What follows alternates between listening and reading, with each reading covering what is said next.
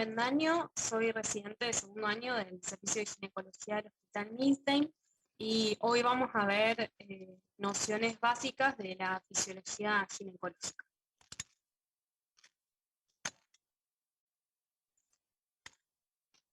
Los temas que vamos a ver son los componentes del eje hipotálamo hipófiso gonadal, constituido por el hipotálamo, hipófisis y el ovario, el ciclo menstrual, las principales acciones de las hormonas sexuales sobre los distintos órganos blancos, que son los estrógenos y la progesterona, y la función de los distintos órganos del sistema reproductor.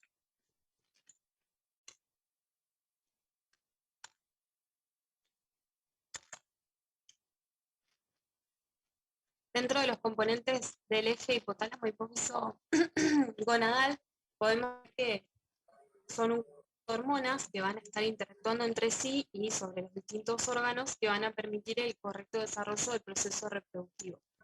Este eje va a madurar recién al llegar la menarca. Como dijimos, está constituido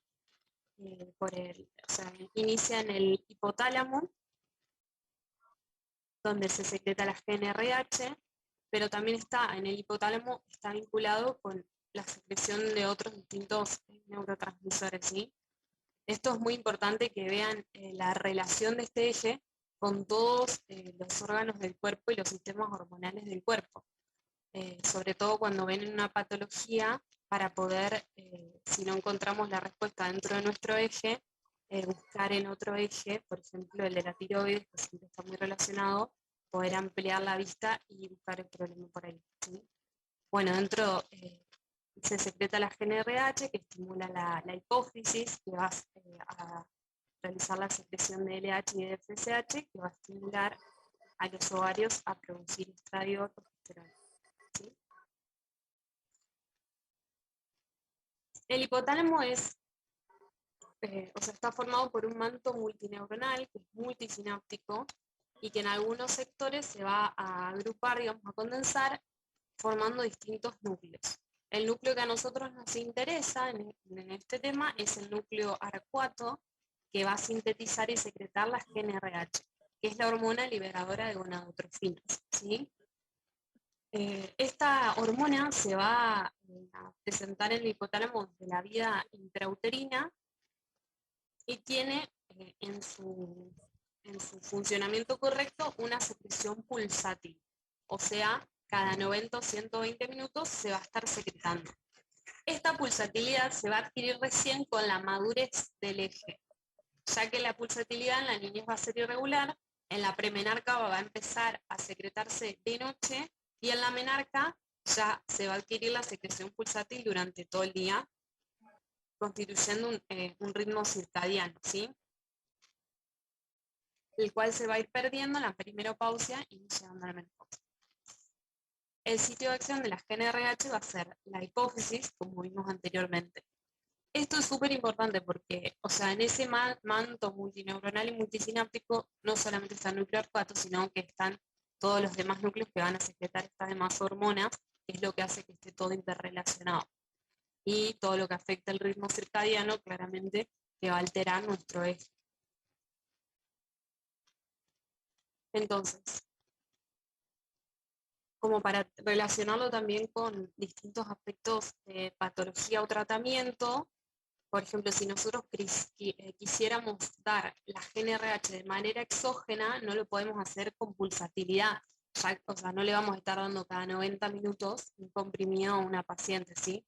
Entonces, la manera que nos queda es poder darlo de manera continua, y esto va a tener el efecto opuesto al que tiene la hormona, porque los receptores de esta hormona se van a saturar y se va a producir la depresión de los mismos, anulando el efecto de la GnRH y como consecuencia bloqueando el eje, que eso es lo que vamos a utilizar como terapéutica en distintas patologías, ¿sí?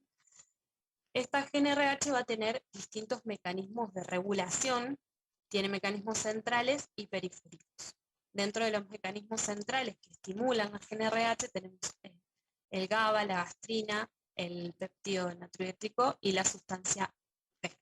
Y dentro de los inhibidores vamos a tener que están la serotonina, la melatonina y los opioides, ¿sí? Esto también es importante para ver distintas medicaciones o enfermedades que tenga la paciente concomitantes, ¿sí? Que puedan afectar la regulación de la GnRH. Y dentro de los periféricos tenemos la retroalimentación positiva de los estrógenos, que lo vamos a ver más adelante, cómo es que se da la retroalimentación positiva, que no se da en ningún otro eje sino en este, y los mecanismos inhibitorios periféricos van a ser la retroalimentación negativa de los estrógenos y progesterona, que es el feedback negativo que tienen todos los ejes, básicamente. O sea, no sé si se acuerdan de fisio, digamos, básica, la retroalimentación negativa es cuando no tengo mucho de una sustancia, mando una señal para que se empiece a producir más, ¿sí? Básicamente eso, porque pasan todos los ejes.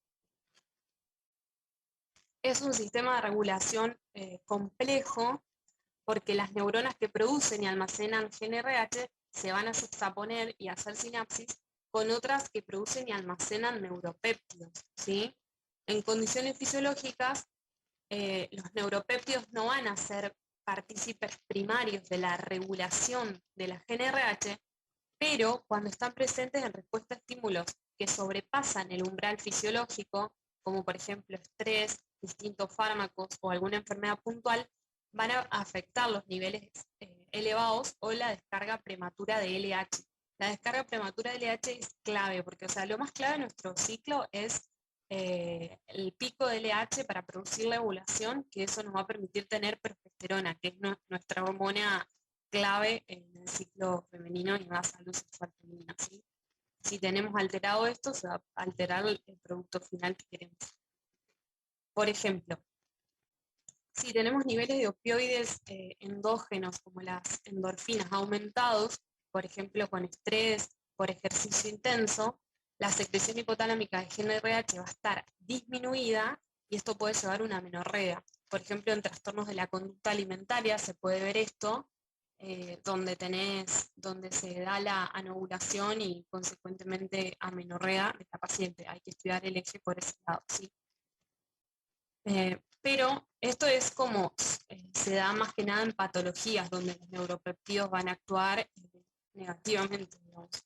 En la regulación normal, digamos, fisiológica, los de mayor importancia van a ser los esteroides ováricos, como ya vimos, estrógeno y progesterona, y de estos va a depender la respuesta de la hipófisis a la GnRH y a los péptidos moduladores.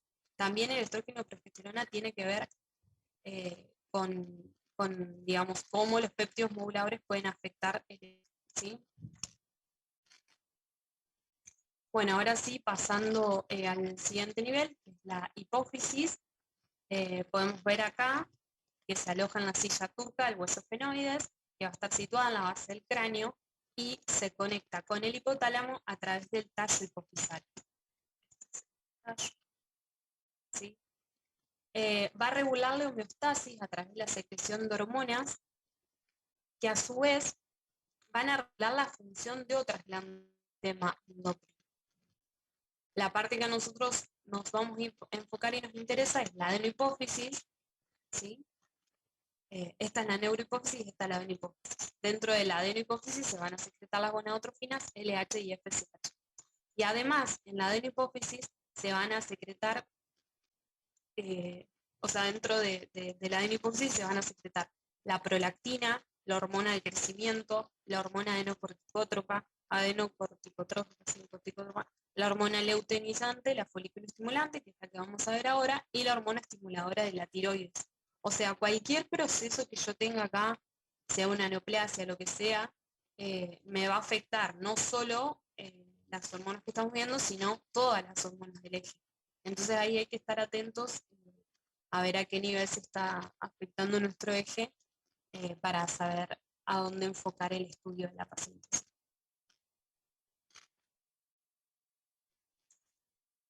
Dentro de las hormonas gonadotrofinas, sabemos que la secreción comienza en el feto aproximadamente a las 20 semanas de vida y se mantiene inhibida hasta la pubertad. En la premenarca va a empezar su elevación y en la menarca va a adquirir la madurez de la secreción. Son glucoproteínas que están formadas por dos subunidades, una subunidad alfa y una subunidad beta. Y propiamente hablando de la FSH, tiene una vida media de 3 horas, actúa principalmente en la primera mitad del ciclo sobre los receptores de las células de la granulosa del ovario. Y lo que va a producir es la maduración folicular para la posterior ovulación. O sea, actúa sobre la granulosa para que el folículo madure y se prepare para después poder realizar la ovulación.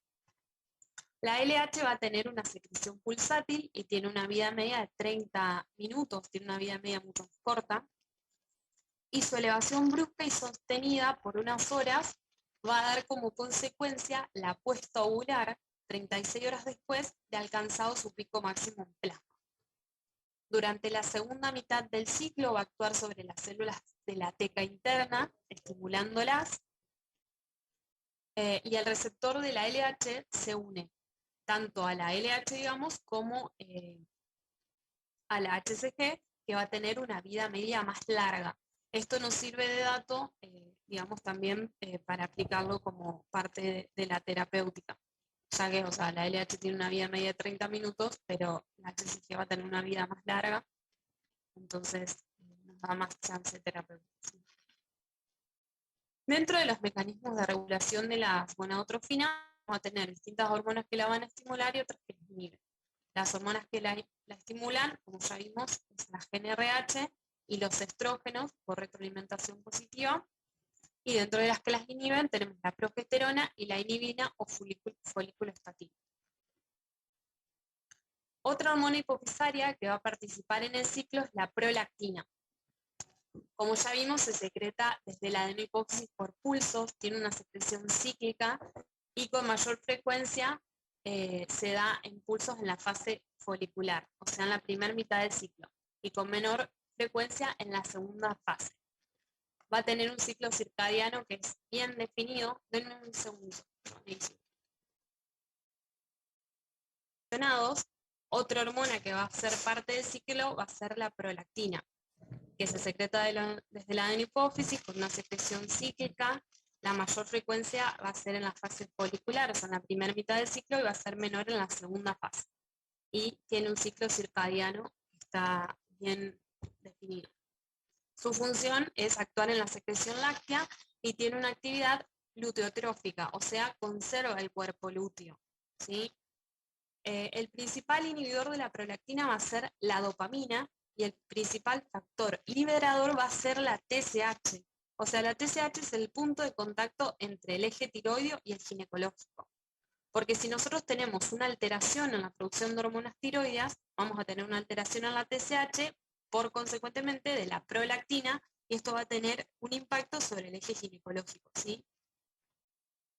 El exceso de prolactina puede tener como consecuencia una nubulación crónica, ¿sí? Si nosotros tenemos pacientes que tienen una prolactina elevada y no están ovulando, si estamos haciendo un tratamiento de fertilidad, por ejemplo, algo así, siempre tenemos que estudiar la TSH, el eje tiroideo, ¿sí? No se olviden.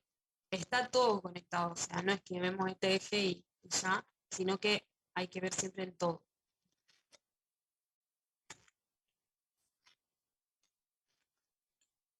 Bueno, ahora pasando dentro de la función ovárica, fisiología ovárica, eh, acá tenemos una imagen que nos muestra las distintas etapas que va transcurriendo el óvulo. Primero tenemos, después está un poquito mejor explicado, pero para ver brevemente, el folículo primordial, después el folículo primario, el folículo secundario, que ya adquiere un antro, después el líquido folicular va aumentando y tenemos el folículo maduro de Graf. Esta estructura, digamos, es la médula y esta es la corteza, como que ya deben haber visto en la anatomía. Dentro de la corteza se da toda la maduración de los folículos, ¿sí?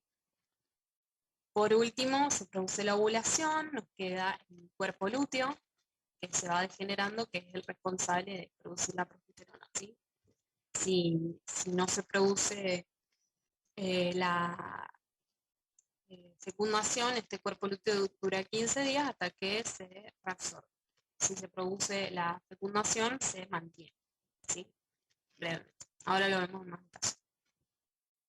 Lo más importante de esta parte, digamos, es que en los ovarios, o sea, a nivel ovárico, se va a dar algo que distingue este eje, que lo hace diferente a todo el resto de los ejes, que es la retroalimentación positiva, que va a estar producida por los estrógenos y se va a dar en un momento determinado del ciclo, sin la cual no se va a producir la ovulación. En cambio, en todo el eje, en todo el resto del eje y en los otros ejes, vamos a tener una retroalimentación negativa, que es la inhibición que se produce, que produce, digamos, la hormona secretada sobre aquello que estimuló su secreción, o sea, sobre la FSH, LH y ellas mismas sobre las GnRH. Bueno, los ovarios son acúmulos de folículos primordiales, que son estos pequeñitos, que empiezan su desarrollo por el estímulo de determinantes intraováricos, ¿sí? Hasta cuadruplicar su volumen y formar los folículos preantrales o primarios. Hasta acá, digamos, hasta la parte del folículo preantral, vamos a tener un proceso de FSH independiente. ¿Por qué? Porque ahí todavía no está expuesto digamos, a la circulación sanguínea, o sea, todo lo que lo puede estimular a que crezca van a ser cosas que están ahí adentro, o sea, hormonas que están ahí adentro. Esas hormonas que están ahí adentro son los determinantes introváricos, que ahora vamos a ver bien cuáles son, ¿sí? Una vez que va creciendo, eso le va a permitir desarrollar nuevos vasos sanguíneos. Entonces, al producir vasos sanguíneos, van a estar por primera vez en contacto con las hormonas circulantes que van a ir por la sangre y se van a poner en contacto con la FSH. Y recién ahí la FSH va a poder actuar, ¿sí? Acá vemos el folículo preovulatorio. Acá tenemos las células de la granulosa, este va a ser el antro, todo esto que está acá, ¿sí? El ovocito, digamos, polarizado hacia una región, constituyendo el cúmulo óforo, ¿sí? Una vez que comienza la acción de la FSH sobre acá, sobre las células de la granulosa, los folículos van a continuar su maduración adquiriendo un antro, todo esto que está acá, se va a polarizar el cúmulo óforos y va a empezar a producir concentraciones crecientes de estrógeno. Entonces, el crecimiento folicular se va a producir por la multiplicación de esto de las células de la granulosa y la acumulación de líquido en el antro o cavidad folicular. Estos van a ser procesos FSH dependientes ya, ¿sí? Una vez que está en contacto con la sangre. Por ende, los estrógenos que van a ir aumentando van a producir, por un lado, una retroalimentación negativa que va a ser corta sobre la hipófisis y larga sobre el hipotálamo. La retroalimentación negativa corta sobre la hipófisis va a producir que disminuya la secreción de gonadotrofinas. Y la larga sobre el hipotálamo va a hacer que disminuya la secreción de GnRH, ¿sí? La temática de estrógeno va a ser cada vez mayor hasta alcanzar un punto crítico. Acuérdense que esos folículos ya van a tener contacto con la sangre, entonces esos estrógenos van a pasar a la sangre hasta alcanzar un punto crítico.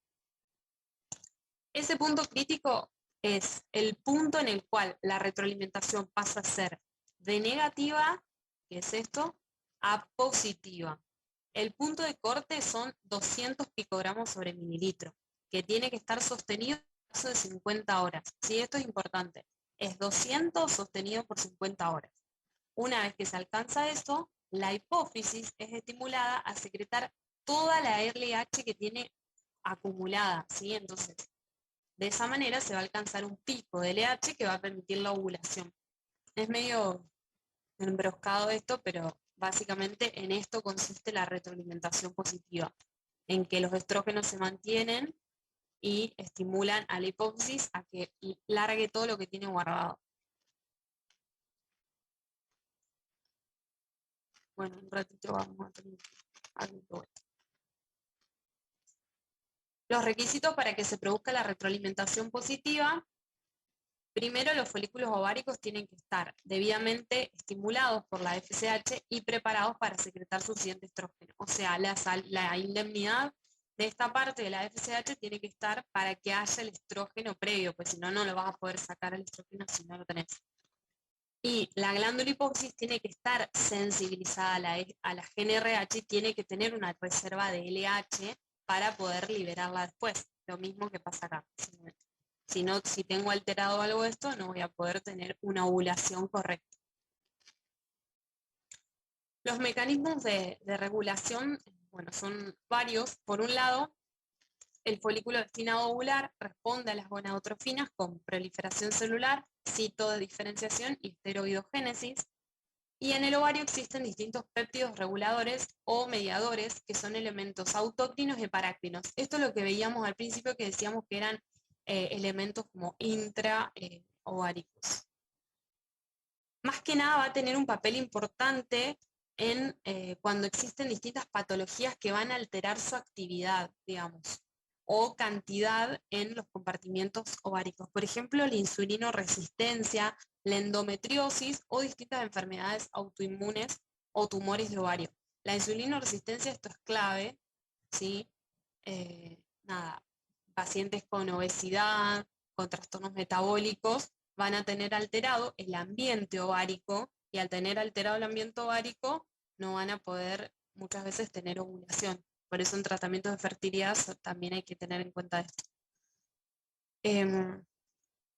Dentro de los mediadores que van a estar exclusivamente en el ovario tenemos la inhibina, la activina y la foliculostatina. Van a tener una secreción regulada por la FSH, y la síntesis de estas proteínas se va a producir en las células de la granulosa con un gradiente vinculado al crecimiento folicular.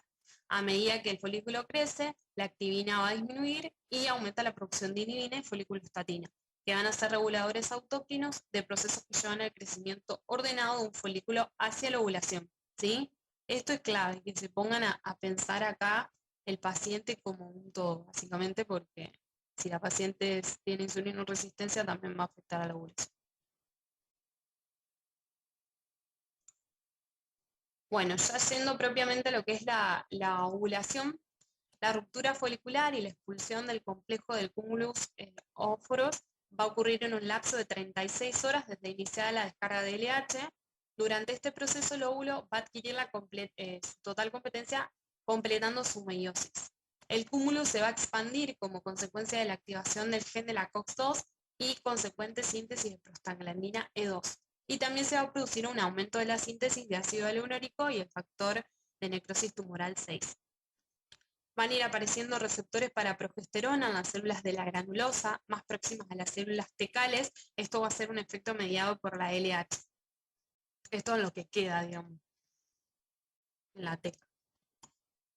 Luego de la puesta se va a formar el cuerpo lúteo, que va a resultar de una transformación estructural y funcional del folículo ovulatorio, que va a pasar a ser una estructura sólida bicelular, formada por células de la teca y de la granulosa, y solamente van a quedar las células tecales, que van a ser las responsables de la secreción de progesterona, que va a tener su concentración plasmática máxima en el día 22 a 24 del ciclo, y va a culminar con la menstruación. Si no tenemos ovulación, no vamos a tener niveles adecuados de progesterona, que es la mejor hormona del ciclo, ¿sí? La regresión del cuerpo lúteo va a ser consecuencia de fenómenos neuroendocrinos cíclicos que va a posibilitar el reinicio de la foliculogénesis y el desarrollo de un nuevo ciclo. El proceso va a comenzar con la llegada del ovario de pulsos de prostaglandina 2 alfa, que va a dar el cese de la producción de progesterona. Y este proceso va a dar una apoptosis irreversible que va a estar mediada por macrófagos. De tal manera que el cuerpo lúteo se degrada y se muere, dando como consecuencia que el ciclo se reinicie, ¿sí? Acá vemos todo el eje. Eh, este dibujo está bueno porque muestra, digamos, como les decía, los valores que son necesarios para que se den los distintos procesos, ¿sí? primero aumenta, digamos, el óvulo es estimulado por la FSH, que va a producir la concentración elevada de estrógenos, que acá tenemos el pico, que va a dar como consecuencia, para, estos son los estrógenos, estos son los estrógenos y van a dar el pico de LH acá. Eso en la primera mitad del ciclo. En la segunda mitad del ciclo, una vez que se produjo la ovulación acá con el pico de la LH, se va a producir la elevación de la progesterona, ¿sí? Y la LH va a sostener ese proceso estimulando las células de la T.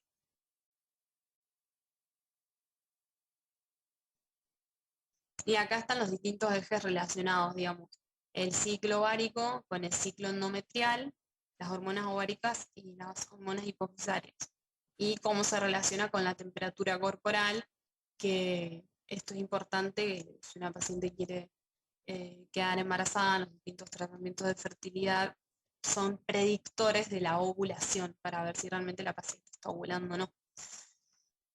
Como dijimos, primero se produce el pico de estrógeno que produce la retroalimentación positiva, que va a dar el pico de LH, que va a producir, o sea, primero la FSH madura el óvulo, después el pico de LH produce la ovulación, una vez que se produce la ovulación queda el cuerpo lúteo, la LH queda estimulando las células de la teca a producir progesterona que va en aumento, que la progesterona, una vez digamos, el endometrio fue preparado, la progesterona termina de hacer esa preparación sobre el endometrio hasta que se degenera el cuerpo lúteo, la progesterona cae y viene la menstruación, básicamente. Esta es la fase folicular o estrogénica, y después tenemos la fase progestacional o fase lútea. Folicular o estrogénica es porque estamos estimulando a la maduración del óvulo para que ovule, y progestacional o lútea es sobre el endometrio, digamos, y sobre el cuerpo lúteo. Bueno, dentro del ciclo endometrial, como vimos, dentro de la fase proliferativa o estrogénica, se va a ir estimulando el crecimiento de la capa basal y funcional del endometrio, y una vez que ya tenemos la fase secretoria, van a ir aumentando y produciéndose estas arterias espiraladas, y el endometrio se va a ir tornando más tortuoso y secretor, y va a crecer la parte glandular, ¿sí? Para recibir una posible gestación, aumentando la capa funcional del endometrio.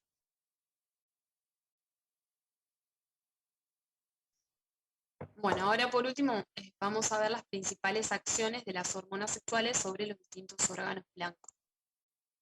Que esto es el por qué se producen todas estas hormonas y son los lugares donde actúan. Bueno, los estrógenos en la vulva van a aumentar la turgencia y el espesor de los labios. En la vagina van a producir cambios en el epitelio que se van a manifestar en la citología como proliferación epitelial con aumento del glucógeno intracelular, aumento de células cariopigmóticas y aumento del número de mitosis en el estrato basal. En el cuello uterino vamos a tener los mismos cambios que en la vagina, que esto lo podemos ver en la citología, o sea, en el PAP. El óseo se va a dilatar, se va a producir un moco filante que va a cristalizar como helecho, esto es el moco estrogénico, ¿sí? Podemos reconocer sus características, y se va a acentuar esto cuanto mayor sea la concentración plasmática de estrógeno, que va a permitir predecir la ovulación. O sea, las características del moco también son un predictor de la ovulación, ¿sí? Se está por cortar, voy a cerrar y volver a entrar, si les parece. Queda viendo la función de los estrógenos dentro de lo que es la vulva. Va a producir el aumento de la turgencia y el espesor de los labios.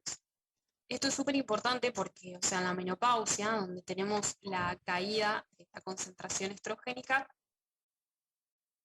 tenemos que tener en cuenta que ahí hay un montón de veces que las pacientes, a causa de esa disminución de la turgencia, presentan prurito, y eso se puede confundir con alguna patología micótica y demás. Hay que ver bien cómo están esos estrógenos para poder quizás administrar terapéutica indicada con eso, ¿sí? O sea, relacionada con eso. ¿Sí? Dentro de la vagina, como ya dijimos, también van a tener cambios en la citología, proliferación epitelial con aumento del glucógeno y aumento del número de las mitosis en estrato basal. En el cuello uterino vamos a poder ver los cambios en el PAP, que son estos que están acá, y el moco nos va a permitir predecir ovulación, o sea, va a ser un moco filante. Para saber si hay, para saber si hay una ovulación, tenemos que ver estos cambios en las características del moco. Y también en distintos métodos más naturales de, de control de fertilidad que se pueden complementar con diversas técnicas. Digamos, por ahí si la paciente nos pide que quiere otro tipo de método, también darle a conocer esto. Siempre hay que considerar todas las posibilidades.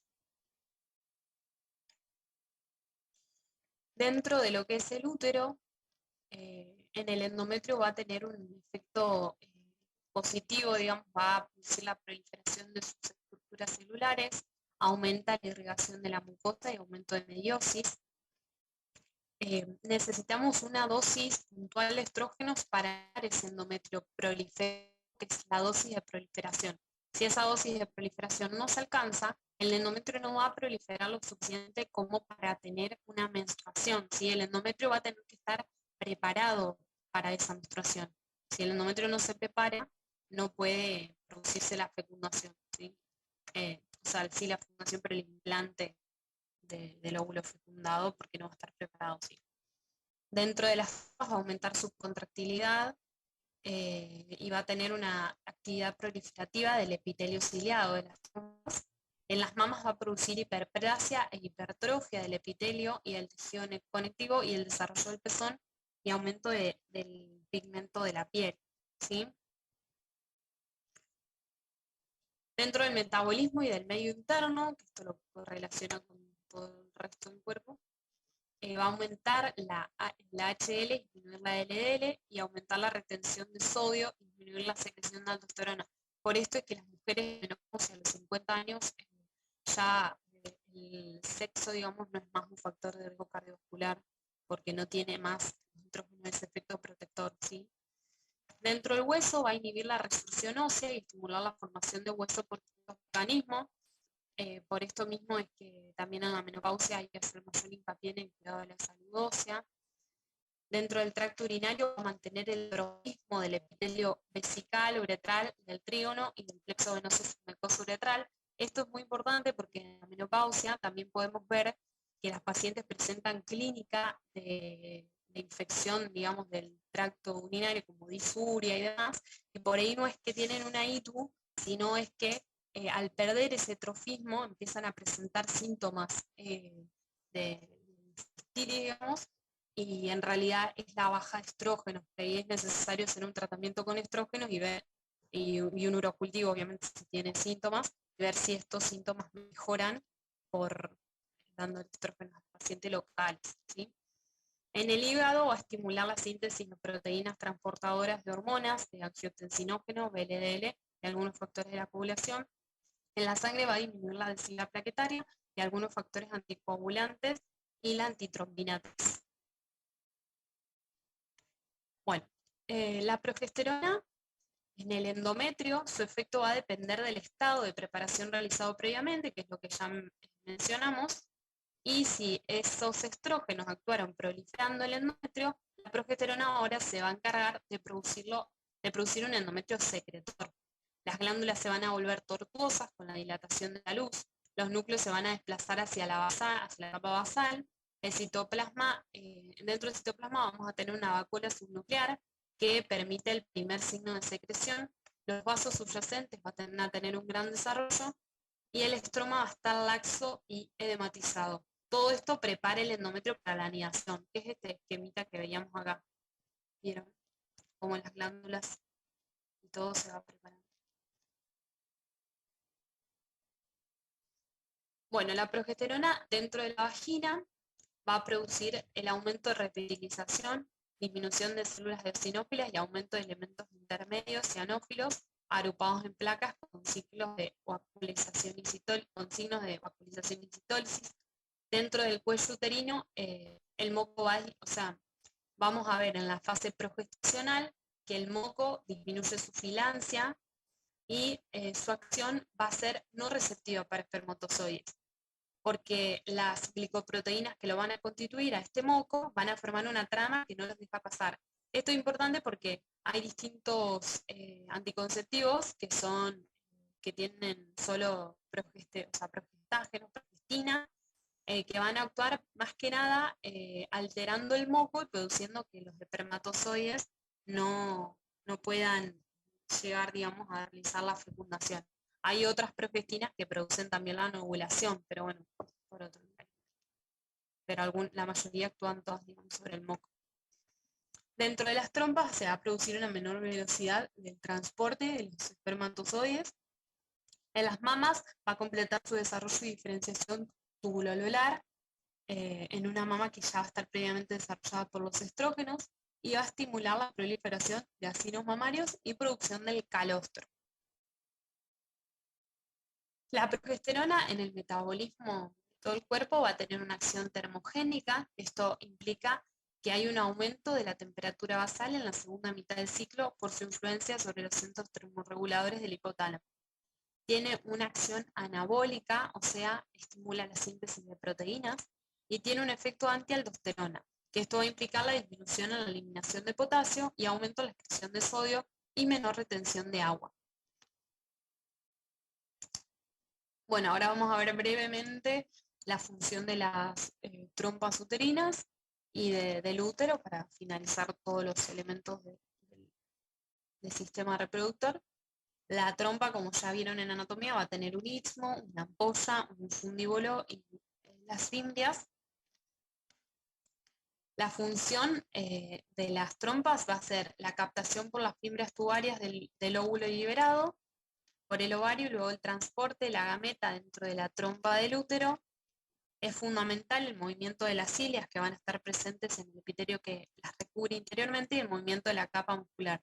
Y en la ampolla se va a producir, si es que existe posibilidad, la fecundación en la ampolla uterina y después va a ir madurando y migrando por la trompa hasta anidar.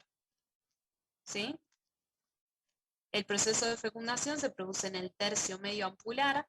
Todos los pasos de la fecundación se van a desarrollar en el interior de la trompa y las trompas también van a transportar el embrión a la cavidad uterina. El transporte embrionario va a estar coordinado con la preparación endometrial, obviamente.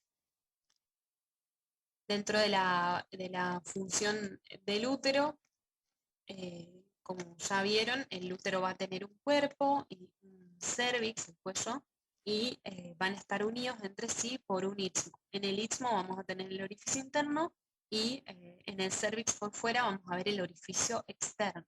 El orificio externo es cuando, digamos, colocamos el espéculo y vemos, ahí vamos a observar la unión escamocolumnar y demás, vemos las distintas características para realizar la colposcopía, ¿sí? Bueno, el útero va a tener el perimetrio, el miometrio y el endometrio, que es la capa más interna.